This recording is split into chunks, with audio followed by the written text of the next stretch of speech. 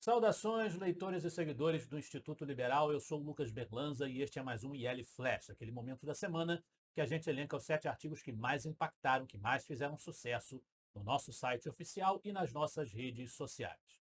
O nosso IL Flash de hoje começa com um texto do Leonard Batista, A Profunda Mensagem de Sir John Henry Newman. Sir John Henry Newman, teólogo e filósofo britânico, nascido em 1801 e falecido em 1890, foi um defensor fervoroso da liberdade de expressão e um crítico dos abusos de poder. E o texto trabalha a análise dele da astúcia do mal que se camufla sob a aparência de tolerância enquanto busca minar o bem, que é uma coisa que a gente tem assistido bastante acontecendo hoje em dia. E em nome desse bem e dessa tolerância faz-se a censura. O Newman acreditava que o mal ganha força ao ser aparentemente tolerado até que se torne dominante, então busque ativamente silenciar as vozes da virtude e da verdade. Por falar em verdade, fatos e mentiras, temos o texto da Marina Ferreira sobre o momento atual. O Estado deve definir o que é verdade? Ela nos diz que conceitos como fatos, opiniões e notícias, que na atual era da informação se confundem na prática e são base de um novo termo, fake news, têm sido usados para se referir a notícias fabricadas. Essa expressão fake news tem sido usada para se referir a notícias fabricadas. O que é fato? O que é opinião? O que é verdade? Nessa dúvida generalizada, diz-nos a autora, surge uma prática que parecia ter sido deixada nos tempos da ditadura, como se, a bem da verdade, tempos da ditadura já tivessem passado. Nós temos, no mundo, não. Nós temos ditaduras no mundo inteiro. Mas, no caso brasileiro, pensava-se que a ditadura tinha ficado no passado. Nós retomamos a prática da censura. Nesse contexto, deixar que o Estado defina o que é verdadeiro, ignorando a responsabilidade de cada um pelo que consome e reproduz, é vestir os antolhos. Antolhos, ela nos explica, são aquelas peças colocadas ao lado dos olhos de certos animais, reduzindo a sua visão lateral para que não se assustem. O verdadeiro motivo de sustos deveria ser o controle que se tenta estabelecer através da determinação do que é verdadeiro e do que pode ser circulado livremente nas mídias. As fake news em si não são um problema novo. Existem notícias falsas desde que o mundo é mundo, mas a rapidez na sua disseminação por meio da internet e seus canais. No entanto, o combate a elas deveria ter como premissa a liberdade de expressão, o direito à informação e a responsabilidade individual, que é precisamente o que não se tem dado e não se tem verificado nos dias que correm. O texto seguinte é de minha autoria, uma resenha da obra do Matheus Bandeira, Quem Roubou Nossa Coragem? Uma ousadia necessária. Quem Roubou Nossa Coragem é um opúsculo do Matheus Bandeira, que foi candidato ao governo do Rio Grande do Sul pelo Partido Novo e que relata no livro a sua trajetória para se tornar candidato. Ele que era um homem do mercado, também atuou no funcionalismo público, mas era um homem do mercado, um homem que nunca tinha pensado em entrar na política propriamente dita, e concorreu a um cargo eleitoral em 2018. Perdeu, naturalmente, mas ele relata a sua experiência com o objetivo de estimular outras pessoas a também corajosamente se inserirem no mercado eleitoral, tentar oferecer as ideias liberais na política, porque no fim das contas a gente vai ter que disputar espaço para chegar lá e aprovar as nossas agendas. Sobre a agenda liberal, os princípios liberais, os valores liberais, sobretudo, nós temos outro texto do Leonard Batista, A Banalização da Vida e a Negação dos Valores Liberais. Ele pegou uma declaração do presidente Lula dizendo que os bolsonaristas são animais selvagens e deveriam ser extirpados. Segundo o nosso Leonard Batista, essa declaração do Lula demonstra uma postura agressiva e desrespeitosa para com aqueles que discordam das suas ideias. Essa retórica incendiária, ele nos diz, venham de qual lado do espectro político vierem, não apenas aprofundam essas retóricas, divisões já existentes na sociedade, mas também banalizam a vida humana e negam o princípio fundamental de que cada indivíduo deve ser respeitado e tratado com dignidade. E ele defende que os indivíduos rejeitem essa retórica de ódio e desumanização, independentemente das suas posições políticas.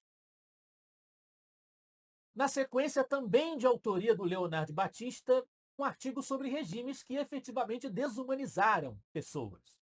a assombrosa perseguição aos LGBT em regimes autoritários.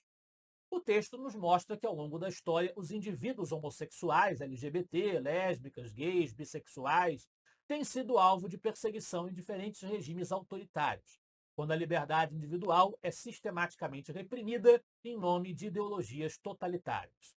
A recente ação da ditadura venezuelana de Nicolás Maduro, que prendeu 33 homens em um bar LGBT sem ordem judicial em Valência, é um exemplo preocupante da crescente intolerância em uma nação que já sofre com graves problemas políticos e sociais.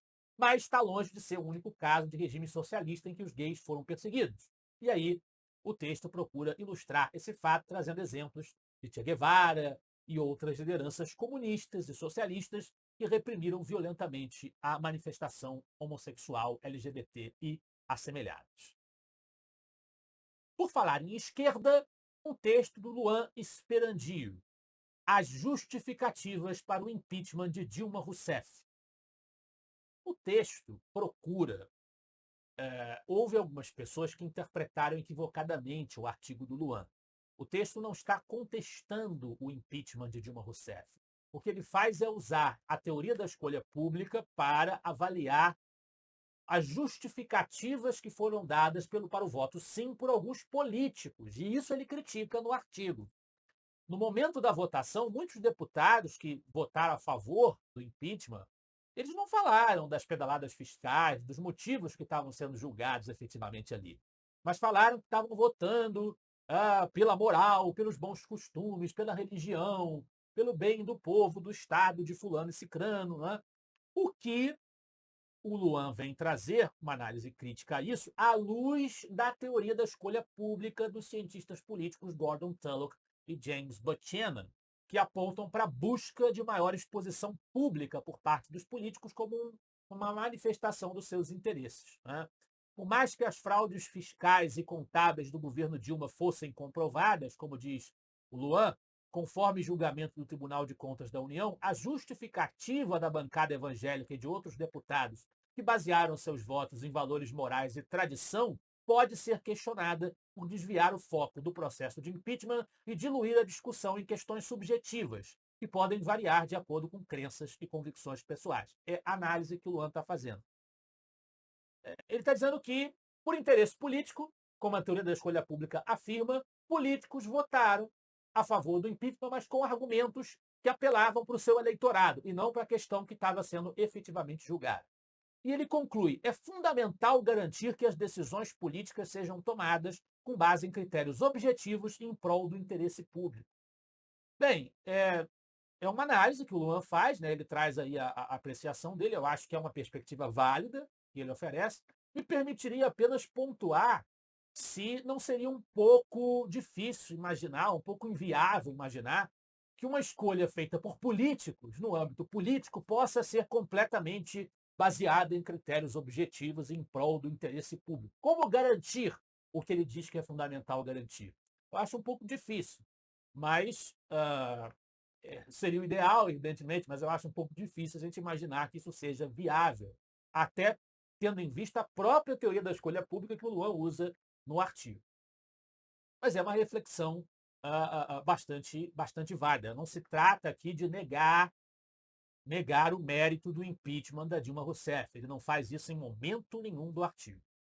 Na liderança do IL Flash de hoje, um artigo do André Polido, O combate à liberdade de expressão no Brasil.